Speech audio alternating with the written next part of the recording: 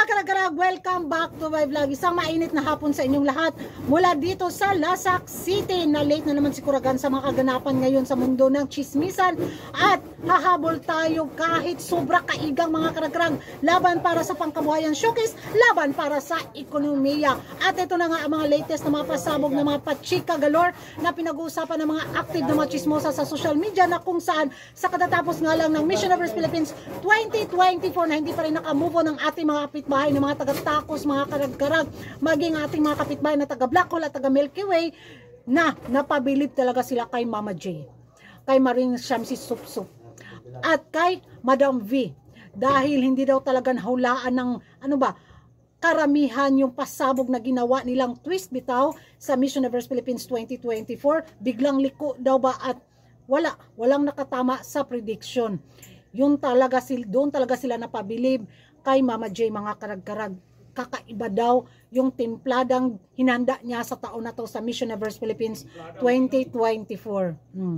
So kakaibang na naman daw ang kandidatang yung pinapadala niya. Hindi daw yung pare-pareho lang ito ang prototype yung mga kandidatang nilalaban sa Miss Universe Philippines na pinadala sa international pageant. Wala hindi mo talaga daw mahagilap yung kung ano yung gusto niya.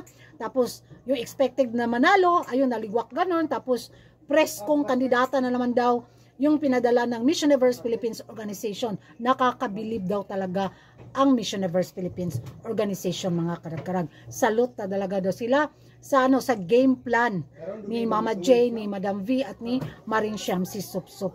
Wala. Tinalo daw ang mga prediction sa mga expert na mga beauty pageant vloggers. Ayun sila. So sa taon na to, hirap daw hanapan ng katapat ang pambato ng Pilipinas.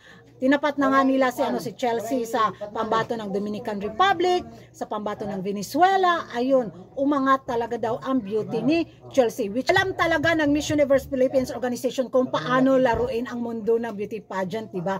Biglang nag-trending ang Miss Universe Philippines 2024. Pinag-uusapan talaga at hanggang ngayon hindi pa makamove on. At itong mga ibang beauty pageant lovers na mga taga Milky Way, mga karkarag, na problema sila kung sino daw yung itatapat nilang kandidata sa pambato ng Pilipinas.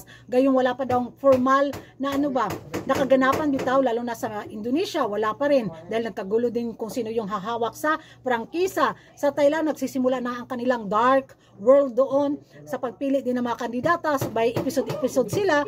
Sa taga-Tacos din, ayun, magsisimula na rin yung mga final na mga pa-national pageant nila, na excited din akong panoorin at makichismis doon. So sa taon na to, mga karag-karag, thumbs up sila kay Mama J talaga.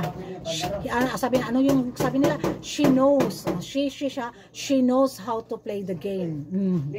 Unpredictable. Ganon. Diyan na mo kay mag-in-English na naman si Kuragan. Tapos translate ato ilang ipang comment mga karag-karag. Ma-share ko lang sa inyo kung ano yung pinagchichismisan nila. Pagchismosa, laban! Ganon. Tao na to, kudos naman sa ginawa nilang production sa final. Napawaw naman talaga ako.